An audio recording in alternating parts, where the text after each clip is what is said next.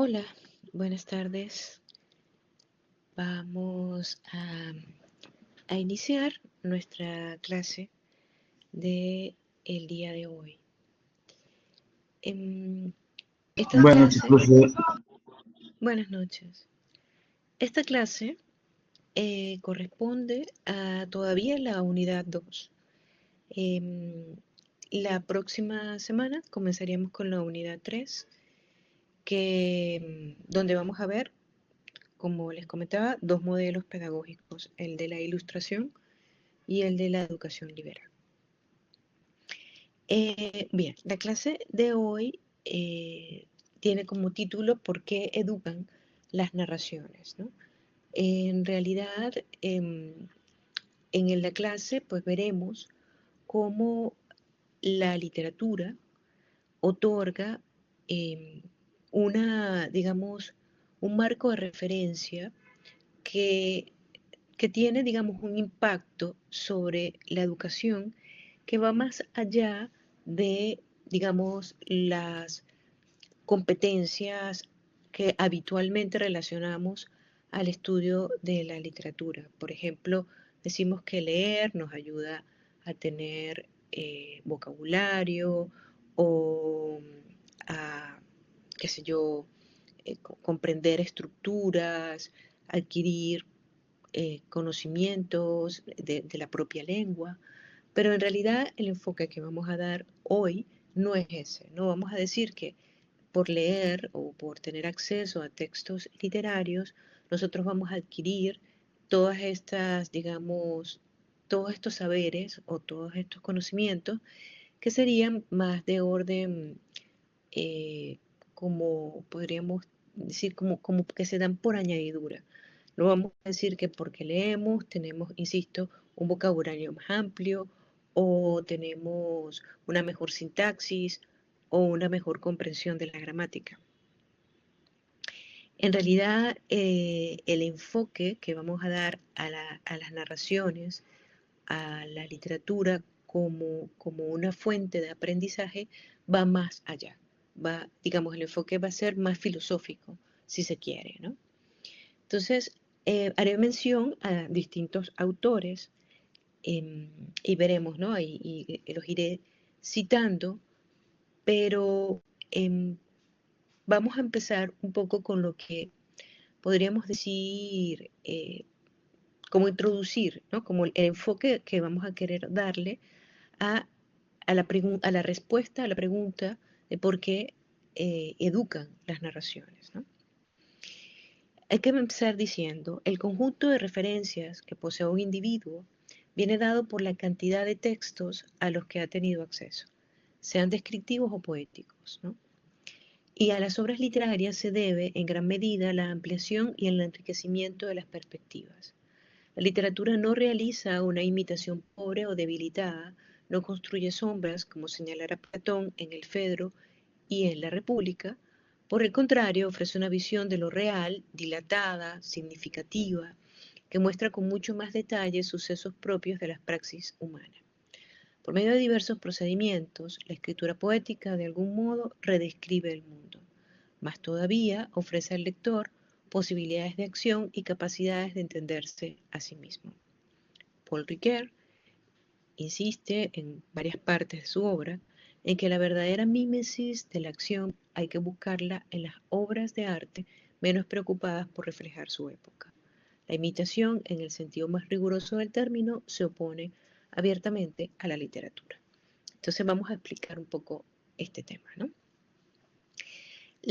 Lo primero, como la primera idea que quiero resaltar, que nuestro modo de comprender la realidad, nuestro modo de leer el mundo, no es un modo, no, digamos, el hombre no solamente podríamos decir, eh, no entiende la realidad en la que vive, el mundo en que habita, de una manera completamente directa. Nosotros, nosotros tenemos una mediación para leer o para interpretar todo lo que nosotros conocemos o vamos de alguna manera experimentando.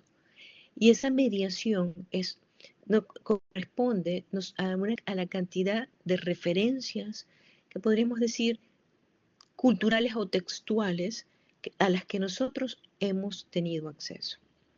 Algunas de manera, podemos decir, conscientes o sí como formales, y otras de una manera más inconsciente o adquiridas también de una forma informal. Me explico.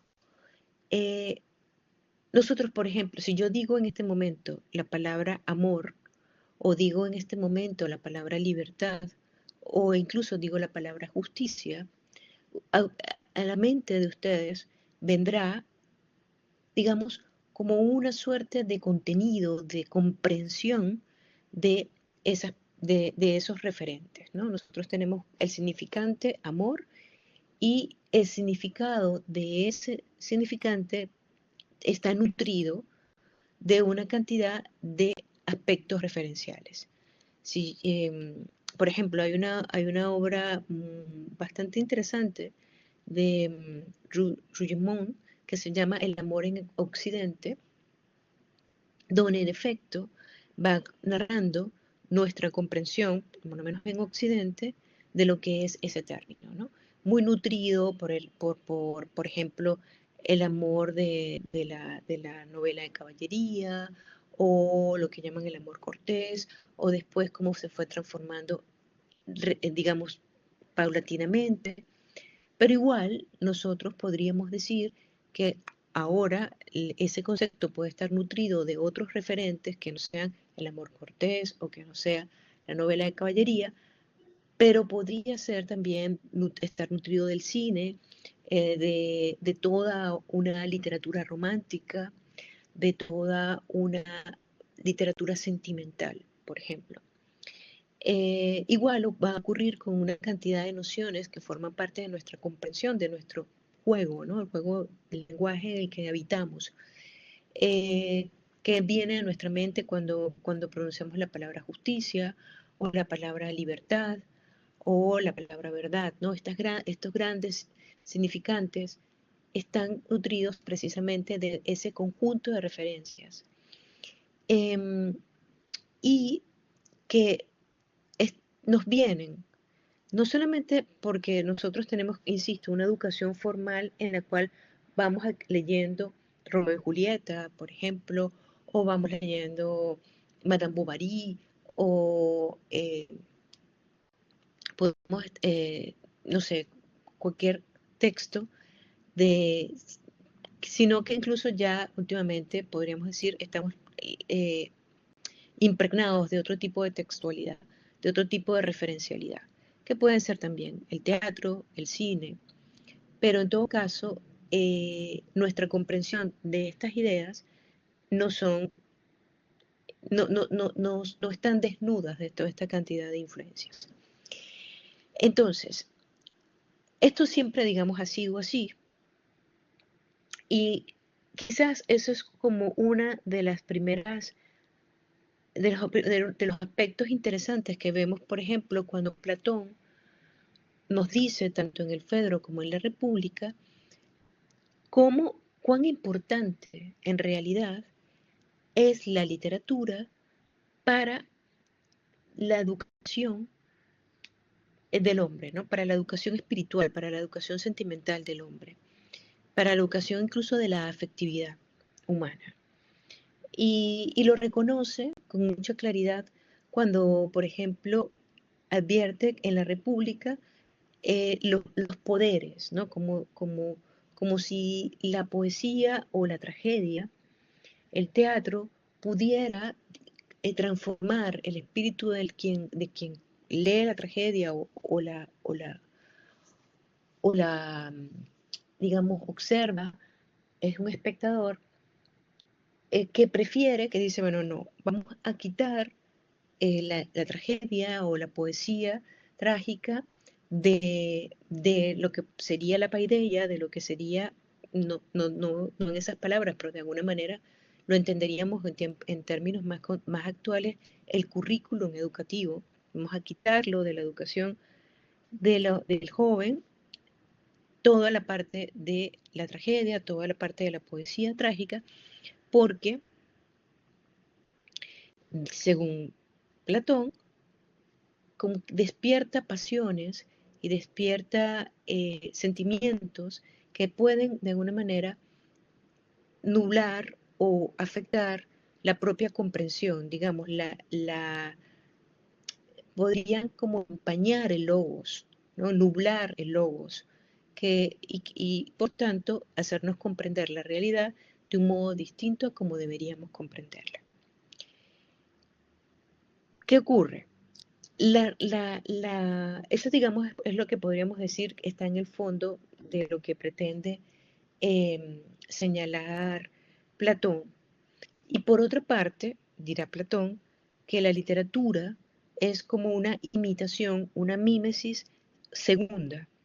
Es decir, si nuestra realidad sensible es una imitación de la realidad inteligible, el mundo de las ideas, entonces la literatura sería una segunda imitación, sería una segunda mímesis, sería una segunda representación y por tanto más debilitada y por tanto más deformada de, y nos alejaría más de lo que es la idea pura, ¿no? La idea en sí.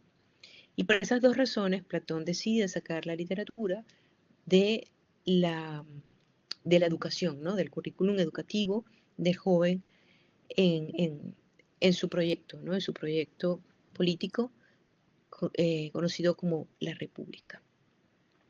Ahora, curiosamente, o si se quiere, paradójicamente, Platón se vale en muchos de sus diálogos, yo no sé si en todos, pero prácticamente en todos, que yo recuerde, por ejemplo, de, del mito, ¿no? Del relato y del lenguaje figurado. Por ejemplo, uno podría decir en El banquete, que comentábamos la semana pasada, está el nacimiento de Eros, ¿no? El nacimiento de Eros es todo un mito. En la República misma habla de varias alegorías, la alegoría de la caverna es quizás la más común, pero también más conocida, pero también habla del mito de al final de la República, ¿no? De esta persona que no sé si la conocen, ese mito, pero que muere y accede a ese mundo o sea, desciende al Hades y después vuelve y cuenta lo que ha visto.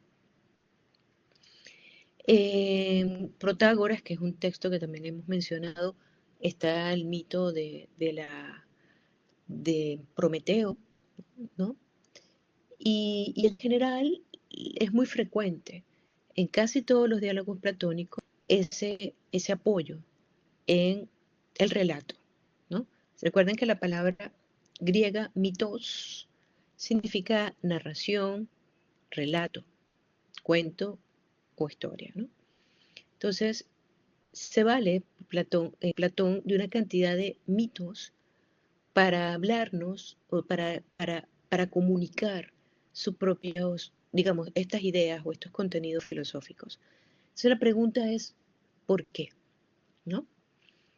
¿Por qué cuando va a hablar del amor utiliza ese relato del nacimiento de Eros como hijo de Poros y Penía, ¿no? De la abundancia y la indigencia? ¿O por qué cuando va a hablar de su propia teoría de las ideas utiliza la alegoría de la caverna? Yo les pregunto, ¿qué creen ustedes que podríamos decir allí? ¿No? O sea, ¿por qué el mismo Platón no nos dice, bueno, existe un mundo inteligible, existe un mundo eh, sensible, el hombre se deja llevar por las apariencias del mundo sensible, hasta que descubre que más allá de esas apariencias hay unas ideas más puras, más inteligibles, etcétera, etcétera, etcétera? Él no lo dice de esa forma, sino que el propio Platón utiliza, digamos, una filosofía dramatizada que se ve reflejada muy claramente en los diálogos, pero además de esa filosofía dramatizada, observamos la presencia constante del mito para comunicar ideas complejas. ideas filosóficas. La pregunta es ¿por qué? Si quieren me lo pueden poner en el chat también, ¿no? ¿Por qué, por qué Platón, que es crítico de la literatura, de alguna manera utiliza la literatura para comunicar contenidos de naturaleza filosófica, ¿no? Para decirnos que el hombre tiene una, digamos, una habilidad o unas condiciones especiales para la virtud cívica, utiliza el mito de Prometeo. Para decirnos que el hombre se tiene que desprender del conocimiento sensible y ir más allá de las apariencias, utiliza la alegoría de la caverna. La pregunta es, ¿por qué? ¿Por qué no utiliza digamos, el tratado, sino que Platón mismo es muy literario, ¿no? ¿Y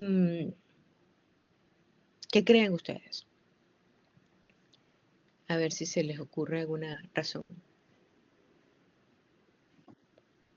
Quizás la mitología explica de una manera fundacional todo lo creado por el universo. Pero fíjate, en efecto, Pablo, el mito es como el primer, o sea, antes del logos vino el mito, ¿no? Y precisamente Platón, Sócrates, es como que es un logos que, que desplaza el mito como explicación del universo, como explicación de las razones o sea, de alguna manera ya el mito no es suficiente, sino que hay que acudir a logos. Lo que hace Platón es la forma. O sea, digamos, utiliza el mito como forma para comunicar ese logos. Es curioso, ¿no? Dice Cristian, creo que es para llegar la mayor cantidad de personas y en ese tiempo el mito era un recurso muy utilizado para bajar información y además creo que es para no dar respuestas absolutas. Mariana dice, puede ser porque la imitación es la mejor manera de explicar tanto la realidad como las ideas. Y Pablo, que es más pedagógico. A ver, lo interesante, fíjense, es que la literatura, pero, es decir, eh, el mito tiene los mitos que hemos hablado, el mito de R, el mito del nacimiento de Eros, el mito de de la caverna, utilizan imágenes, imágenes que ciertamente reafirman que no es que, porque, a ver, ¿cómo lo explico? Lo que dice la imagen, lo que dice el lenguaje mítico, lo que dice el lenguaje literario, no, no es una simple imitación de la realidad. Es como vemos aquí, es una ampliación de la realidad. Es mostrar, de alguna forma, en la literatura o la ficción, si queremos llamarlo así, la ficción, el mito, extiende o amplía nuestras capacidades de entender. No, no es simplemente una imitación más, es como de alguna manera poner un zoom en ciertos aspectos que queremos resaltar, que solo lo conoceríamos por medio de esos mitos. O sea, la complejidad del amor es amor que siempre requiere, siempre está en necesidad, pero a la vez siente el gozo de la plenitud. Esa complejidad del amor, esa quizás posible contradicción de la experiencia amorosa, está mejor articulada en el mito del nacimiento de Eros que en cualquier tratado o que en un simple tratado. Y, y por eso es tan interesante lo que dice Platón y que podemos incluso ver en distintos filósofos a lo largo de la tradición de Occidente. Los que mejor escriben, Platón, San Agustín, Nietzsche, son aquellos que advierten o que sí, que señalan los poderes que tiene la retórica, los poderes que tiene el lenguaje o la palabra. Em, y como, digamos, saben que la palabra tiene ese nivel para penetrar la mente, ¿no? Para penetrar el espíritu humano, advierten sobre ese poder, ¿no? Y son críticos. Entonces, Platón tiene esa idea de que es crítico con la literatura porque siente que la literatura es un poder y ese poder puede ser utilizado para manipular o para deformar lo real. Y sin embargo es un poder que él utiliza también para comunicar contenidos filosóficos, para poder expresar eh, ideas que solamente pueden ser expresadas por medio de, de imágenes referenciales, de imágenes poéticas. Cuando Riquet dice que la verdadera mímesis de la acción hay que buscarla en las obras de arte menos preocupadas por reflejar su época, lo que está queriendo decir es, hay que entender la mímesis literaria, la imitación, o la literatura no como simple reflejo de la realidad, sino como una manera de nosotros también incorporar de alguna manera un logos en la realidad.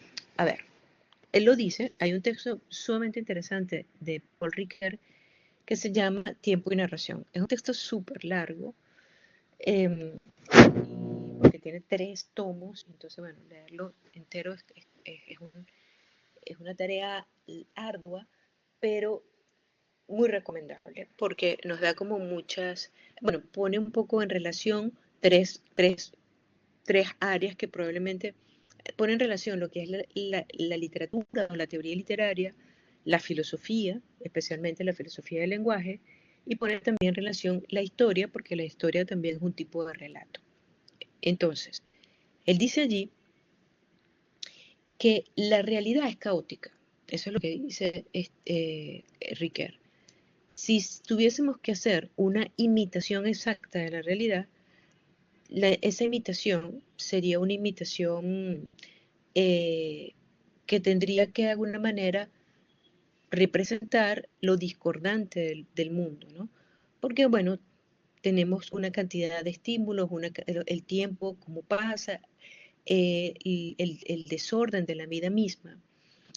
Y en cambio, el relato, la estructura literaria, eh, lo que hace es otorgar como una suerte de concordancia o de orden a ese caos de la vida misma, ¿no?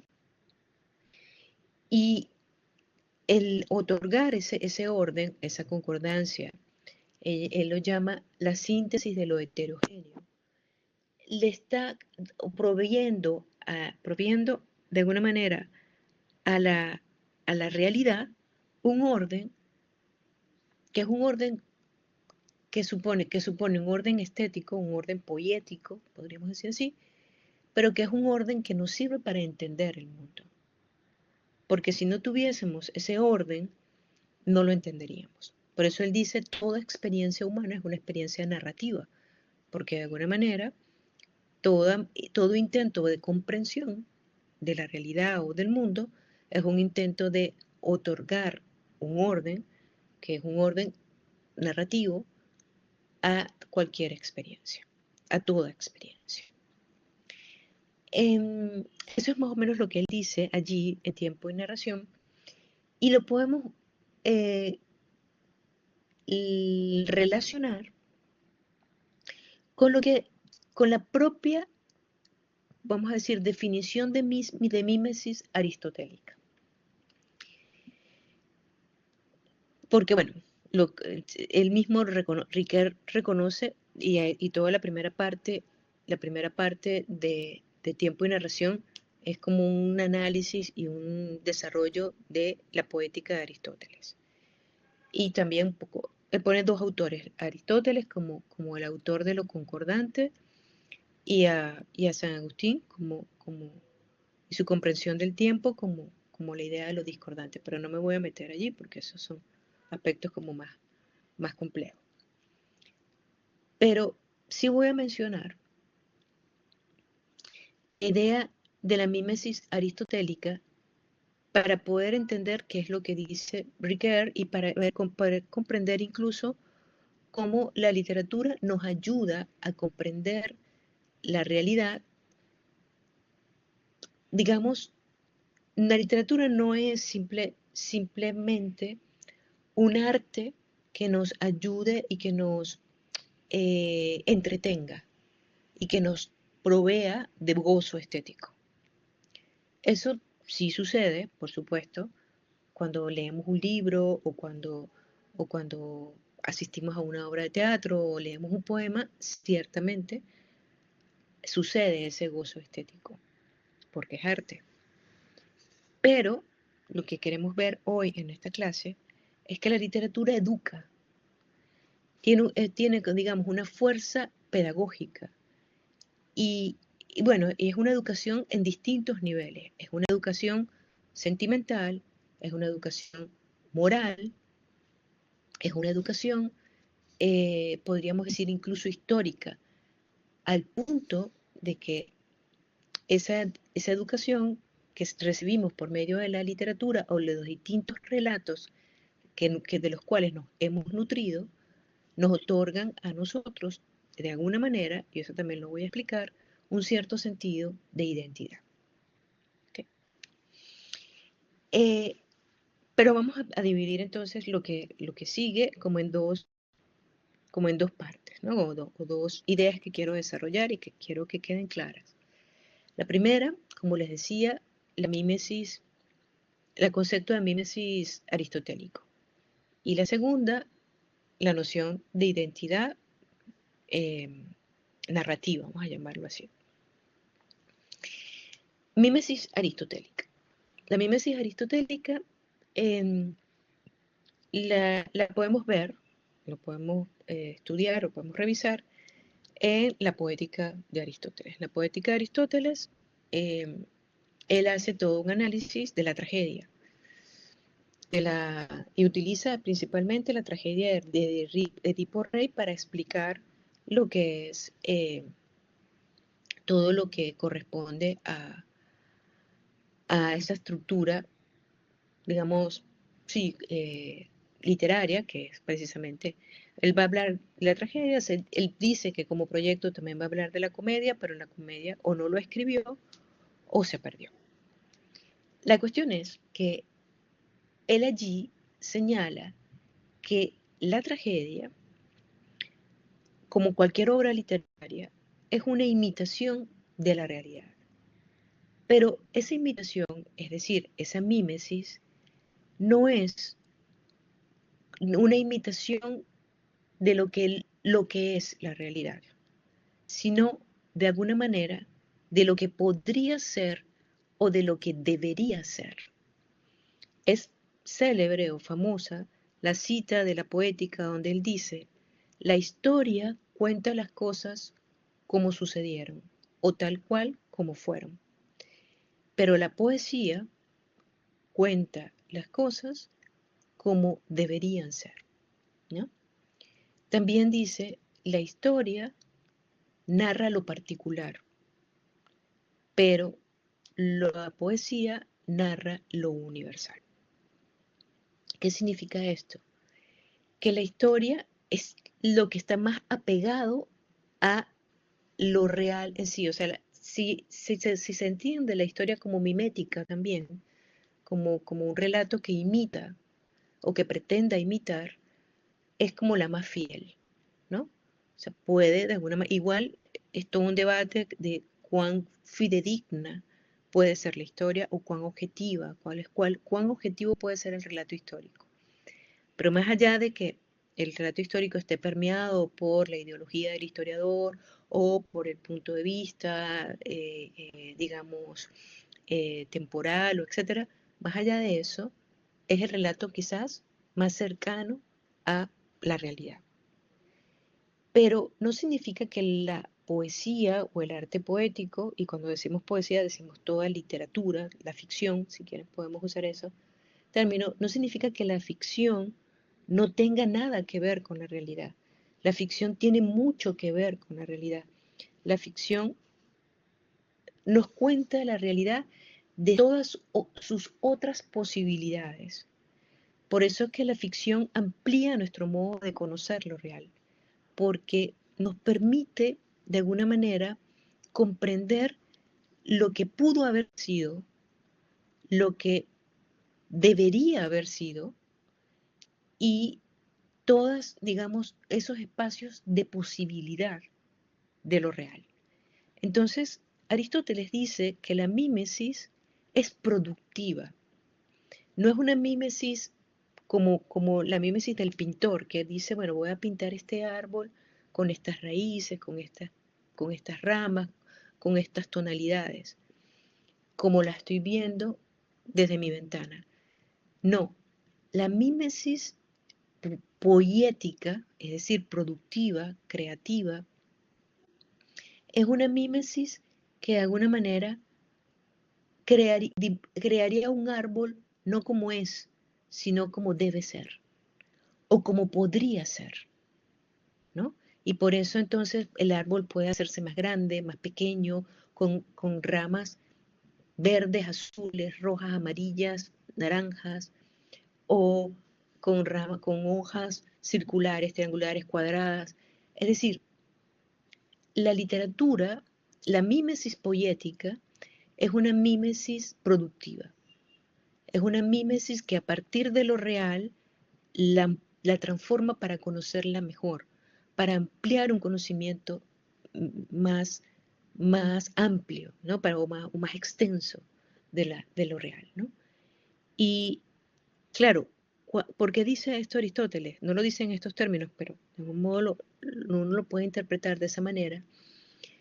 Lo dice porque el héroe trágico, por ejemplo, el héroe trágico es un Edipo, en Edipo Rey, es, es un hombre virtuoso, es un hombre que haría exactamente lo que cualquiera en su lugar habría hecho.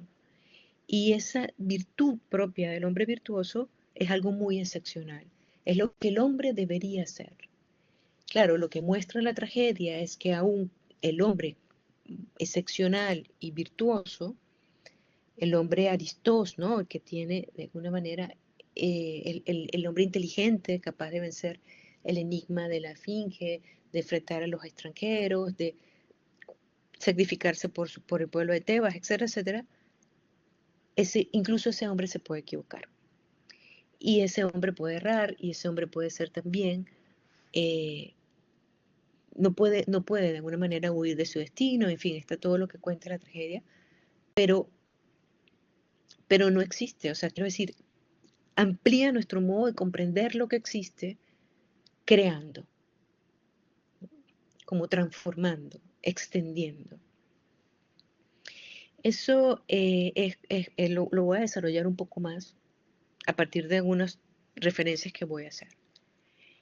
Lo otro que les quería comentar, o sea, dije, le iba a hacer dos ideas. Lo otro es que esta relación que tenemos con la narrativa histórica o ficticia eh, es tan estrecha que de alguna manera constituye la propia identidad de una sociedad. Podríamos decir que el número de relatos históricos, ficticios, poéticos, que una sociedad genera sobre sí misma, es cómo configura su identidad, ¿no? Nuestro modo de decir quiénes somos es siempre un modo narrativo.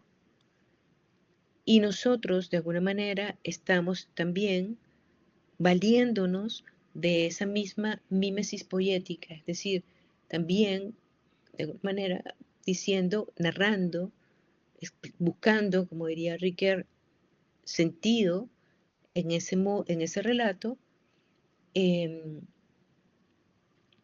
incorporando, ¿no?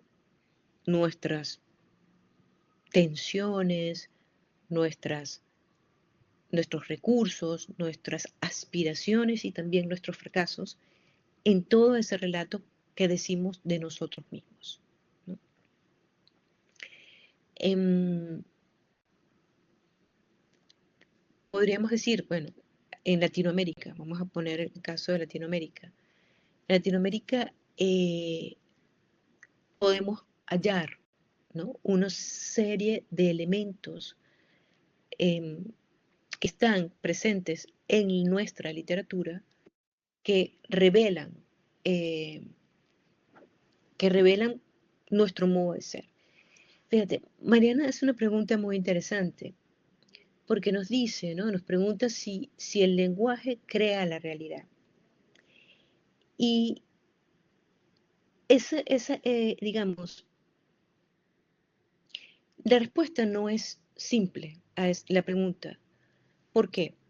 Porque en términos, vamos a decir, aristotélicos, o sea, si nos vamos a lo que dice Aristóteles en la poética, Aristóteles no estaría diciéndonos eso.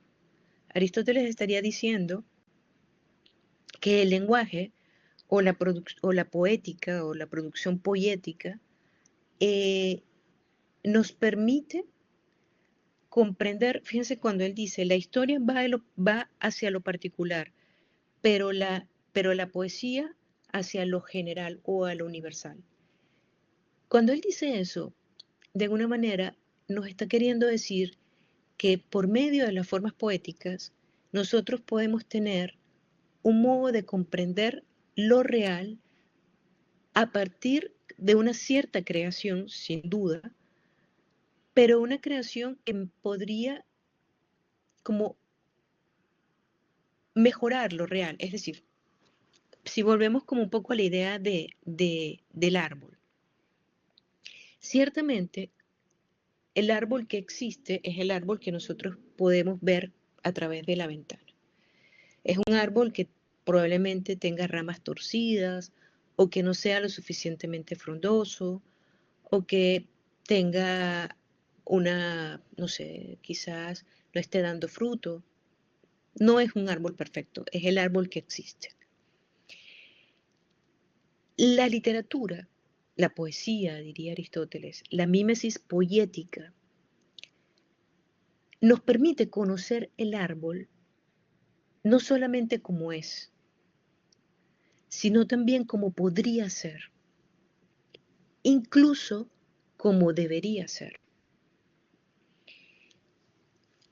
Y por eso no es el conocimiento de lo particular, no es el reflejo de lo particular, como sería la historia, sino el reflejo, la mímesis, la reproducción de lo universal. Es decir, para Aristóteles podría existir una idea de árbol que es la que nosotros no encontramos en el árbol particular, pero sí podemos ver a partir del árbol particular. Eh, Porque decir que el lenguaje crea realidad es ya algo muy contemporáneo. Eh, Ahí sí ya tendríamos que ir a Derrida o quizás a Foucault o así, ¿no? O sea, como de alguna manera sí tendríamos que ver y eso más o menos es la filosofía contemporánea, diría eso, ¿no? Y lo que la realidad no existe, o la realidad, el árbol es lo que yo diga que es el árbol, y nuestras categorías y nuestros modos de comprender el mundo son categorías lingüísticas y por tanto categorías quizás artificiosas, ¿no? Pero que nosotros vamos transformando por medio del uso mismo del lenguaje. Pero no es lo que dice Aristóteles. Lo que dice Aristóteles es que en la realidad es lo particular, pero nosotros podemos conocer esa realidad de lo particular a partir de una mímesis que no es exacta reproducción de lo particular, sino también eh, expresión de ideas más generales, más universales y si se quiere hasta cierto punto más perfectas. Pablo dice, cuando habla de mejorar es tener una mirada más completa, más integral, porque el hombre comprende una realidad un poco plana. Sí, o sea, de alguna forma, eh, la realidad de lo concreto, la realidad de lo particular, no es una, em, podríamos decir, nosotros cuando vemos que, volviendo al mismo ejemplo del árbol, el árbol nunca va a ser lo que podría ser. Es decir, nosotros podemos a partir del árbol concreto, particular, imaginarnos o inferir un árbol mejor. Es decir, es difícil encontrar un Edipo en la realidad, por no decir imposible. O, o encontrar, no sé, cualquier personaje, o podríamos decir incluso un Aquiles, ¿no? Que es todavía más difícil de encontrar o imposible de encontrar. Un Aquiles, un Edipo,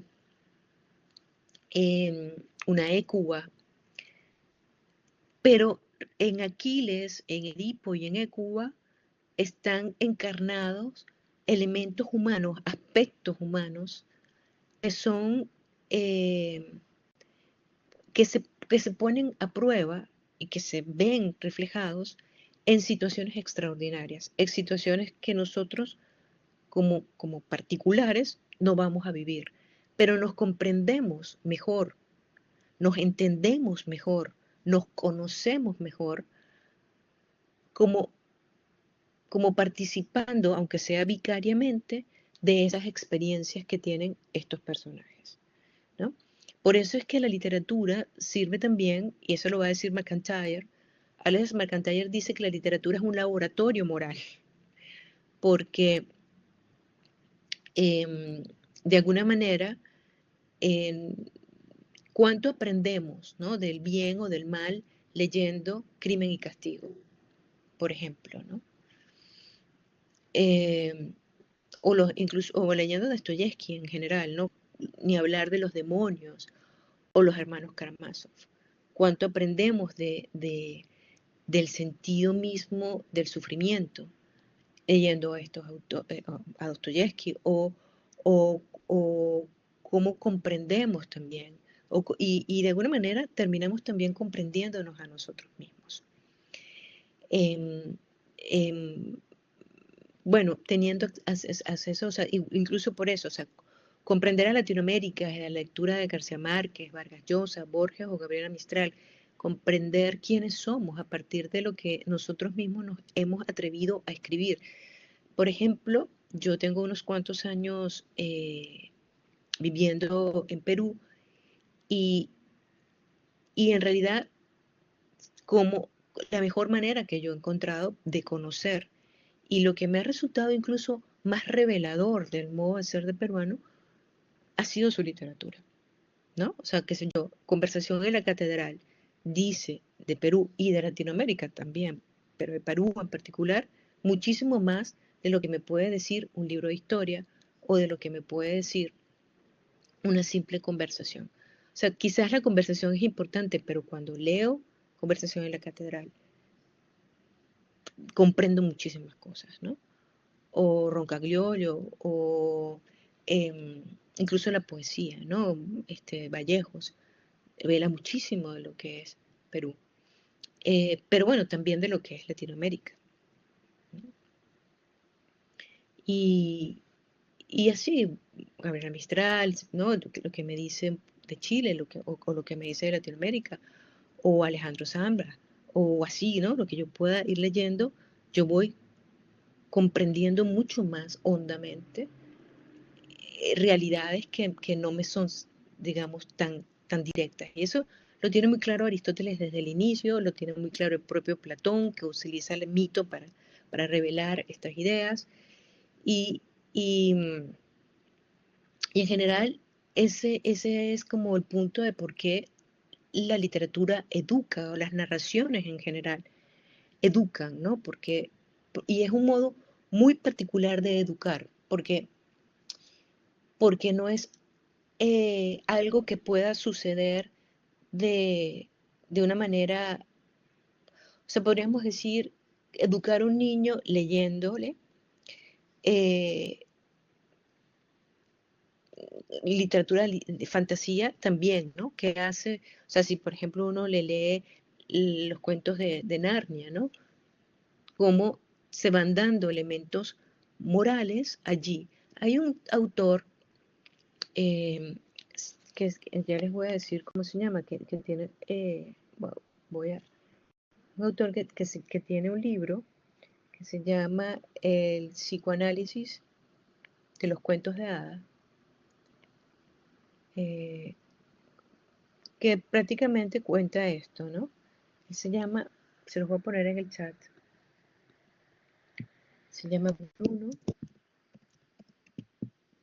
Bettelheim. Em, Muy interesante, el planteamiento es ese, ¿no? Cómo de alguna forma, incluso él lo plantea desde su propia experiencia como psicólogo, pero cómo logra conectar con los pacientes, niños, a través de la literatura, ¿no? Y cómo va explicando la literatura, cómo la literatura le va revelando lo que el niño siente o lo que el niño haría o lo que el niño es, ¿no? Victoria Camps tiene un texto interesante sobre las emociones, porque de alguna manera muchos autores, Victoria Camps, Martha Nussbaum, habla con mucha claridad sobre cómo la literatura también nos permite moldear nuestro talante moral, ¿no? Ella dice, las ficciones emocionan. Sentimos ternura por Sancho Panza, nos conmueve la soledad del moribundo en la muerte de Iván Ilich. La lectura de El proceso de Kafka nos produce frustración y angustia. Algunas de las películas de Kubrick provocan miedo y repulsión, pero al mismo tiempo atraen. Richard Rorty tuvo claro que el objetivo de la ética, consistente en eliminar la crueldad y ensanchar el nosotros, se hace más visible en la ficción. Dickens nos da detalles sobre tipos de sufrimiento que jamás habríamos imaginado. Henry James o Nabokov nos muestran formas de crueldad de las que también nosotros seríamos capaces. Tal es la razón por la que la novela, el cine, el programa de televisión, gradual pero intermitentemente, han ido reemplazando al sermón y al tratado como los principales instrumentos del cambio y el progreso moral. Esta frase es muy contundente, muy, digamos, yo diría muy poderosa, ¿no? En la novela, el cine, el programa de televisión, bueno, ya hoy en día diríamos, por ejemplo, las series de streaming, eh, han ido gradual pero intermitentemente reemplazando al sermón y al tratado como los principales instrumentos del cambio y el progreso moral, ¿no? O sea, o sea, nos educamos, sí, moralmente, por medio de estos relatos, por medio de estas narraciones. De la misma poética aristotélica que les decía, nos dice la misma Victoria Camps, hay distintas formas de decir la verdad y una de ellas es la ficción, ¿no? La fábula o el mito. Entre todas las figuras del lenguaje consideradas por Aristóteles, destaca por su elegancia y por sus virtudes la metáfora, que establece analogías no evidentes y tiene la facultad de dar vida a la imagen, sorprendiendo al oyente que piensa convencido que verdad era. Yo estaba equivocado. Tanto la retórica como la poética ponen énfasis en el cómo y no el qué del discurso, no solo porque preocupa la forma y la belleza, sino porque la forma en que una cosa se dice afecta su inteligibilidad. El poder de la metáfora reside en que pone la escena ante nuestros ojos y describe lo abstracto en términos concretos y hace que el discurso sea visible a los sentidos, ¿no? Aquí hay un elemento muy interesante cuando dice que también lo podríamos tomar para el propio Platón, la forma en que una cosa se dice afecta su inteligibilidad. O sea, la mejor manera de comprender qué es el amor es por medio del mito. La mejor manera de comprender la virtud cívica es también por medio del mito de Prometeo. El mito de al final de la República, que nos dice de la libertad, que nos dice de la responsabilidad moral, que nos dice del misterio, ¿no? Que nos dice también de nuestros propios límites. Entonces, eso es un poco lo que quiere decir Aristóteles y también un poco lo que hace en la práctica también Platón, porque Aunque Aristóteles habla mucho de la mímesis poética, sus obras son tratados, no tiene esa, eh, digamos, esos recursos que usa Platón, que es, como les decía, la filosofía dramatizada o los mitos, ¿no? Pero quizás también aquí el elemento más importante a tener en cuenta de lo que nos está diciendo Victoria Camps es lo que está al inicio. Hay distintas formas de decir la verdad y una de ellas es la ficción. Eso lo han dicho otros autores. También Vargas Llosa habla de la verdad de las mentiras, ¿no? Ese también es un texto muy bueno, la verdad de las mentiras, cuando dice, cuando habla, ¿no? Que es prácticamente también no solamente una defensa de la literatura, sino también resaltar ese, ese aspecto que tiene la ficción, que es revelar eh, verdades acerca de lo que el hombre mismo es o acerca de lo que la realidad misma es. No se pueden decir de cualquier manera. Hay cosas que solo se pueden decir en la ficción y cosas que solo se pueden conocer en la ficción. ¿Se les ocurre alguna cosa que solo se pueda conocer en la ficción o que solo se pueda decir de modo poético?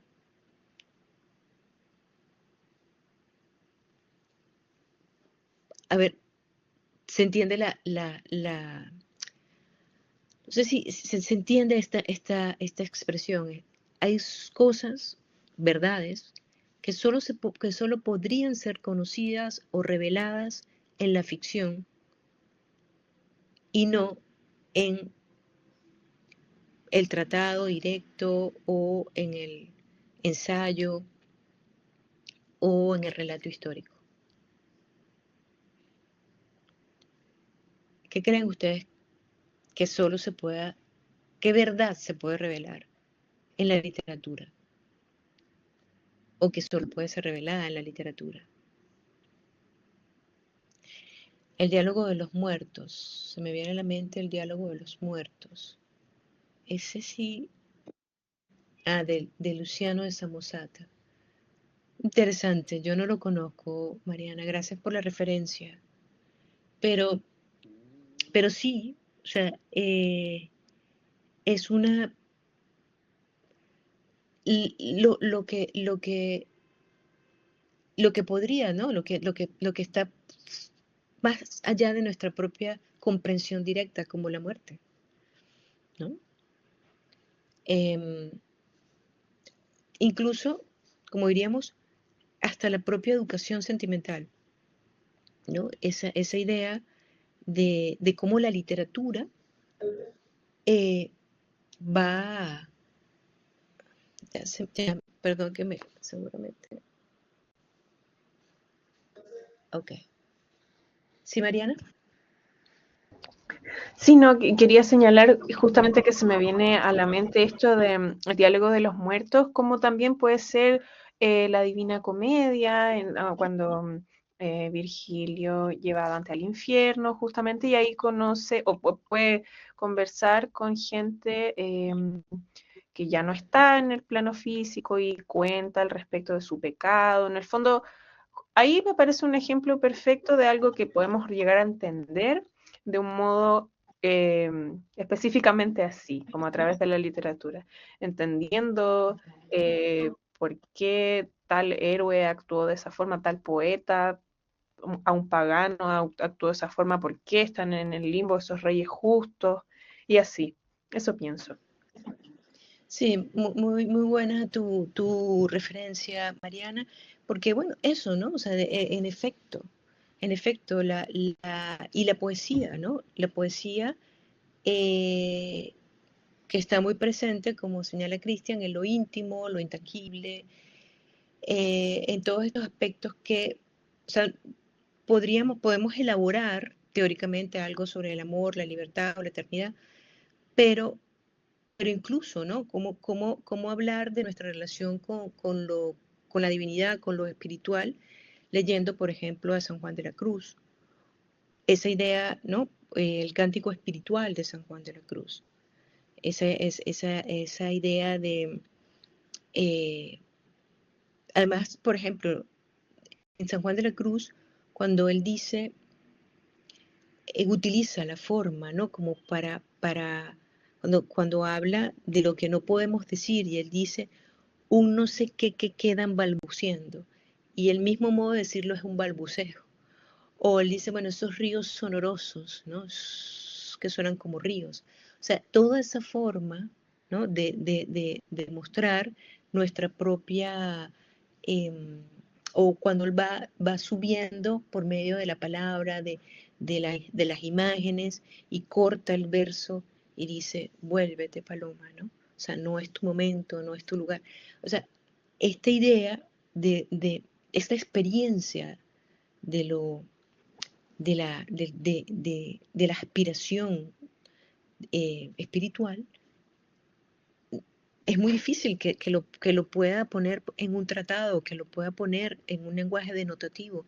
Tiene que ser un lenguaje poético, porque es una experiencia, y es una experiencia verdadera, es una verdad que está allí en la literatura. Em, esta cita de Francisco Rico también me parece muy oportuna cuando él dice, el placer de la ficción combina siempre, aunque en proporciones variables, un grado de creencia en la realidad del mundo fingido y un grado de conciencia de su carácter meramente discursivo. Eh, es bien interesante que, claro, cuando nosotros estamos sufriendo, o cuando estamos toda la experiencia del asombro en la Divina Comedia, del sufrimiento en Dostoyevsky, o incluso de la risa, de la emoción que puede uno encontrar en el Quijote, o incluso hasta ciertas experiencias de horror, no sé, en el suicidio de Madame Bovary.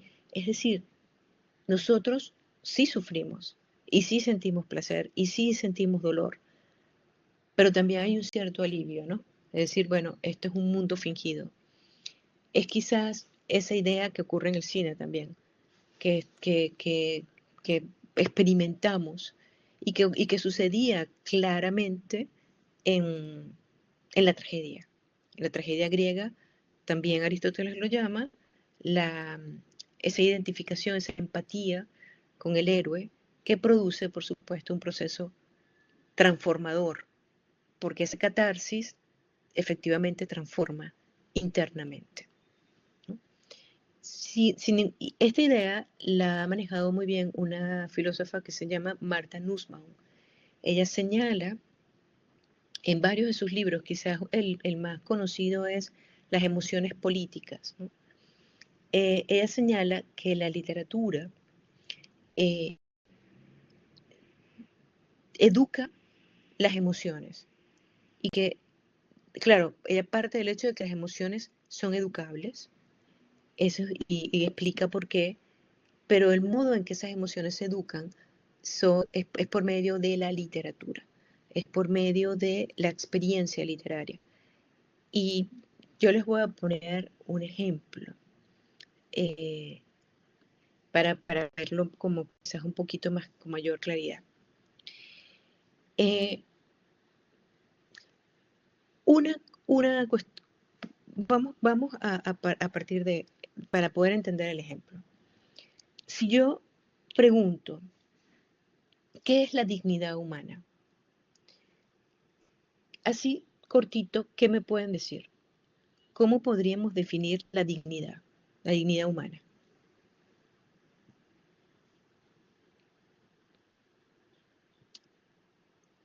O incluso podrían describirlo.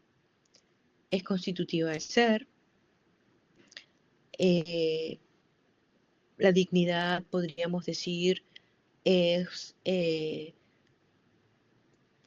un valor propio del hombre que tiene por naturaleza, ¿no? Es lo que lo hace irreemplazable, es lo que lo hace único, es lo que le otorga un sentido de eh, singularidad, lo que despierta el respeto, ¿no? Podríamos decir, elaborar, no es tan fácil definir la dignidad. De hecho, hay poco,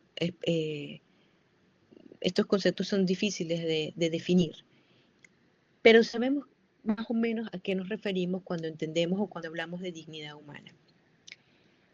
Sin embargo, el ejemplo que les voy a poner es un ejemplo donde nosotros podríamos comprender muchísimo mejor lo que es la dignidad humana. Voy a tomar el pasaje de Nuestra Señora de París, de Víctor Hugo. Recuerdan, está el jorobado que ha sido acusado de haber acosado a Esmeralda y como que había intentado asesinarla o dañarla o así, entre otras cosas. Lo castigan en la plaza y él no oye porque lo están acusando, porque es un poco sordo. Y además, bueno, sabemos que no es listo. Y nos dice Víctor Hugo que el juez que lo juzga y que lo acusa y que lo también además es un poco sordo, ¿no? Entonces, esa idea de que sordo juzga a otro sordo, pero lo atan, ¿no? Con cadenas en el medio de la plaza. Y quiero que leamos este fragmento como para poder entender que podríamos leer muchísimos eh, tratados sobre la dignidad, pero esos tratados no van a decir nunca lo que nos va a decir este fragmento. Dice, de pronto, agitándose nuevamente entre sus cadenas, con una desesperación increíble que hizo temblar todo aquel armazón que le sostenía, y rompiendo por una vez el silencio que con tanta obstinación había mantenido hasta entonces, gritó con una voz ronca y furiosa que semejaba más bien un ladrido que un grito humano, y que ahogó las burlas y el griterío de la gente. Agua.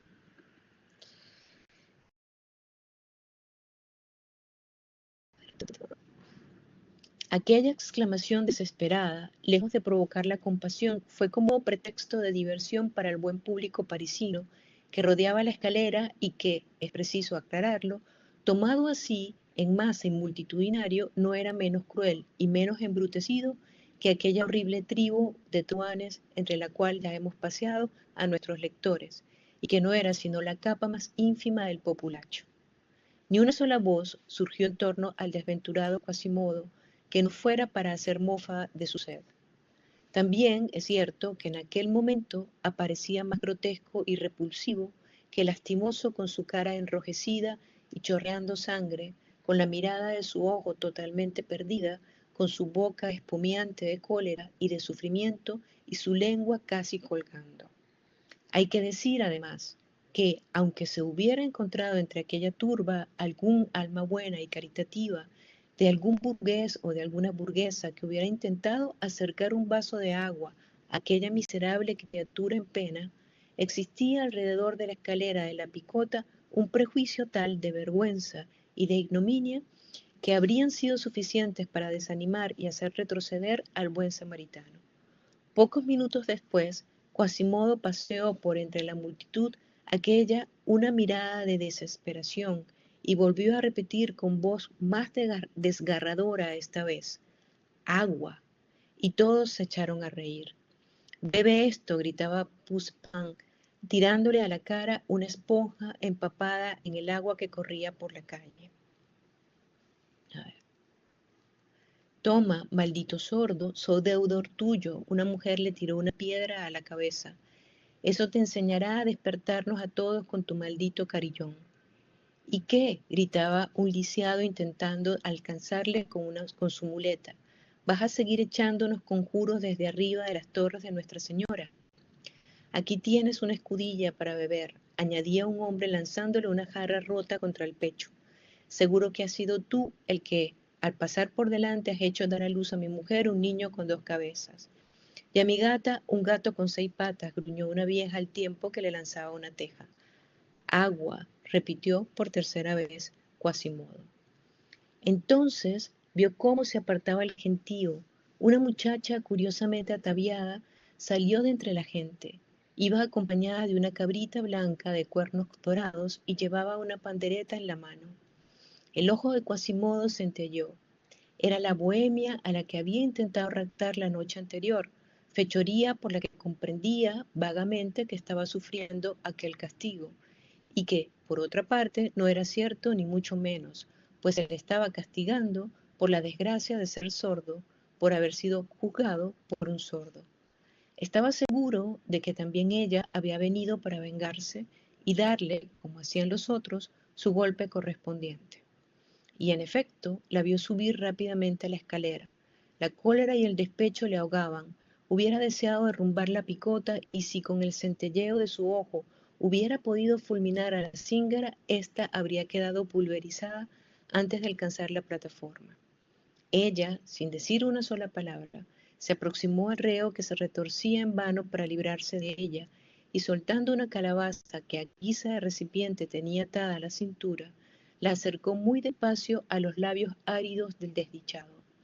Entonces, de aquel ojo tan seco y encendido hasta entonces, se vio desprenderse una lágrima que fue lentamente deslizándose por aquel rostro deforme y contraído hacía ya mucho rato por la desesperación. Quizás era la primera lágrima jamás vertida por aquel infortunado. No se acordaba ya de la sed y la gitana, con su gracioso gesto de impaciencia, acercó sonriente el cuello de la calabaza a la boca con dientes enormes de Quasimodo. Este bebió a largos tragos, pues tenía una sed ardiente. Al acabar, el desdichado alargó sus labios amoratados para intentar besar sin duda la bella mano que acababa de socorrerle. Pero la joven que, quizás debido al incidente de la noche anterior, no se mostraba demasiado confiada, retiró su mano con el gesto asustado de un niño que teme ser mordido por un animal. Entonces, el pobre sordo, con una tristeza infinita, fijó en ella una mirada llena de reproches. En cualquier otro lugar habría sido un espectáculo enternecedor el que de una bella muchacha, fresca, pura, encantadora y tan débil al mismo tiempo, ayudase con tanta caridad a un ser tan deforme y tan horrible, pero en aquella picota el espectáculo era sublime. Toda la multitud se sintió sobrecogida y comenzó a aplaudir furiosamente al tiempo que gritaba, bravo, bravo. Yo creo, la verdad, que no hay tratado que podamos leer sobre la dignidad humana que nos diga lo que dice este fragmento.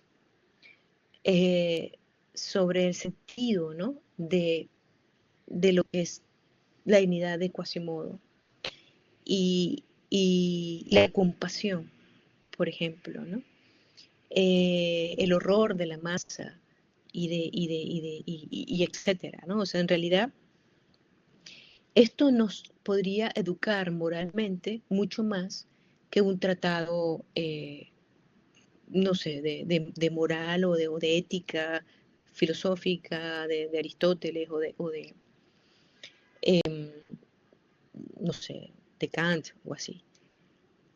En realidad, eh, eso es lo que hace la literatura, eso es lo que ha advertido el propio Aristóteles desde el inicio, y Platón, y pasando por muchísimos autores, y es lo que resalta de algún modo la propia Martha Nussbaum. Cuando dice, gracias a la tragedia, ¿no? Nosotros podemos también eh, entender que podemos ser vulnerables y podemos ser, que aunque lo tengamos todo, porque de alguna manera eso es lo que ocurre con el movimiento de la catástrofe en la tragedia, ¿no? Que lo que estaba arriba pasa a estar abajo, todo, la catástrofe significa en griego como eso, ¿no? Como volverse, como eso, como voltearse. Y, y Edipo tenía toda la buena fortuna, las famosas tijes, ¿no? Las fortunas a su favor y de la nada, pues sufre eso, ¿no? Sufre ese revés. Y lo que enseña la tragedia, y efectivamente era lo que enseñaba cuando los hombres, los espectadores griegos asistían a estos espectáculos, era, eh, que nadie se escapa, ¿no? de la posibilidad de ser vulnerable o de ser frágil, ¿no? Ante la realidad. Y también Marta Nussbaum señala que lo mismo nos puede enseñar la comedia. La comedia nos enseña a matizar lo duro del, del sufrimiento, ¿no? nos enseña a reírnos de nosotros mismos, nos enseña a matizar, ¿no? Las grandes decisiones, las grandes ideas, que son como los grandes géneros del mundo clásico, ¿no? Eso es un poco lo que dice aquí en Emociones Políticas, porque el amor es importante para la justicia. Martha Nussbaum propone que la formación de emociones públicas, como la compasión, el cuidado por el otro, la reciprocidad, pasa por aprender a ver las situaciones humanas desde los dos ángulos.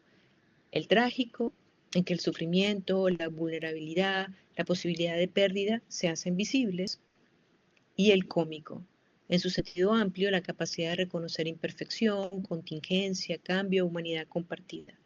Estas perspectivas pueden cultivarse a través de la novela, la tragedia, el arte, y ayudan a contrarrestar emociones políticas peligrosas como el desprecio, la exclusión o el miedo excesivo. Es decir, la literatura y las tragedias no son solo entretenimiento o cultura, sino prácticas de educación emocional para la vida pública, ¿no? En este mismo libro, perdón, ella señala dos experiencias en Chicago, porque ella es americana.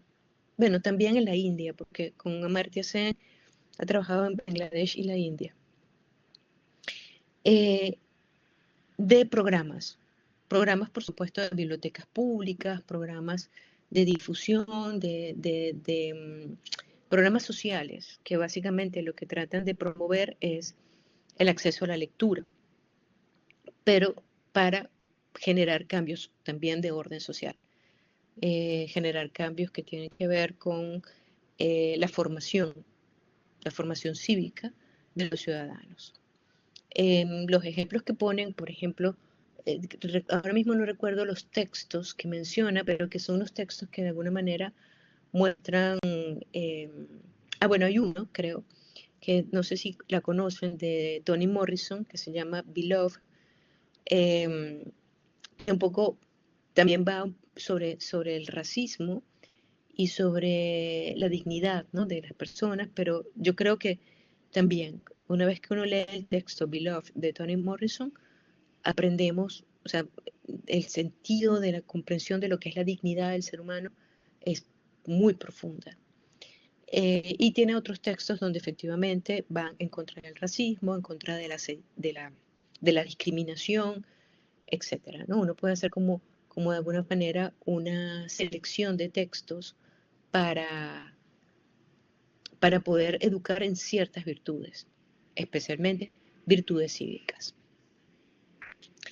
Y bueno, también mencionar que, como yo les decía antes, Ricoeur, McIntyre, Taylor proponen una idea de la teoría de la identidad narrativa que va por el lado de que conceptos como inteligibilidad, concordancia o sentido serían esenciales para comprender la historia personal y la historia social. Es decir, eh, nosotros cómo nos comprendemos a nosotros mismos, cómo nos conocemos, cómo vamos configurando una identidad particular y social por medio de todas estas referencias, por medio de todo lo que nosotros hemos estado adquiriendo a partir de experiencias literarias, directas o indirectas, pero todas son narrativas, ¿no? O sea, como decía Rorty, bueno, a lo mejor no son libros, son series o películas, pero sí son referencias o estructuras de carácter narrativo. También, por supuesto, no lo mencionamos, pero sí, y sí lo mencionarían Ricoeur, McIntyre y Taylor, relatos de carácter histórico. También los mencionamos más o menos cuando decíamos que la historia narra lo particular, pero también, por ejemplo, Ricoeur dice que toda historia, aunque no sea ficción, también tiene es decir, nuestro modo de ordenar el relato, de ordenarlo introduciendo un argumento en la acción humana, es un modo de comprender, vamos a decirlo así, o de buscar inteligibilidad, como dice aquí, en quiénes somos. O sea, ¿cómo nos podemos conocer? Conociendo nuestra propia historia, por supuesto conociendo nuestra literatura, pero también nuestros propios relatos históricos. Eso es lo que va a configurar también un modo de identidad y un modo de autoconocimiento. Por esa razón, entonces terminamos diciendo que las narraciones educan. ¿Sí? Bueno, no sé si tienen algún comentario o alguna pregunta. Interesante este tema y, y bueno, nosotros lo podemos también ver como un complemento, ¿no? A nuestra idea de la filosofía de la educación. La próxima semana ya entramos en lo que llamaríamos unidad 3 y allí vamos a ver en la unidad 3 dos modelos pedagógicos, pero con sus fundamentos filosóficos. Vamos a ver, yo probablemente les pueda subir ese texto porque siempre es interesante tenerlo, eh, Educación y Democracia, de Dewey, John Dewey, donde él habla de los tres modelos y bueno, ya hemos visto uno, pero igual mencionaremos a Platón más específicamente en lo que él propone en la República, pero nos servirá como introducción para ver, a anticiparnos a los otros dos modelos que vamos a ver, el de la ilustración o educación naturalista en ruso y el modelo pedagógico liberal que, bueno, veremos con Joe Stuart Mill y así. Nuestra eh, segunda solemne y tercera evaluación será en la semana 17. Está en la semana 17, todavía no la ha hecho visible, pero bueno, para que sepan que esa es la próxima evaluación que nos queda. Em, bueno, chicos, ya entonces por hoy hemos terminado y nos vemos la próxima semana. Que pasen una linda noche.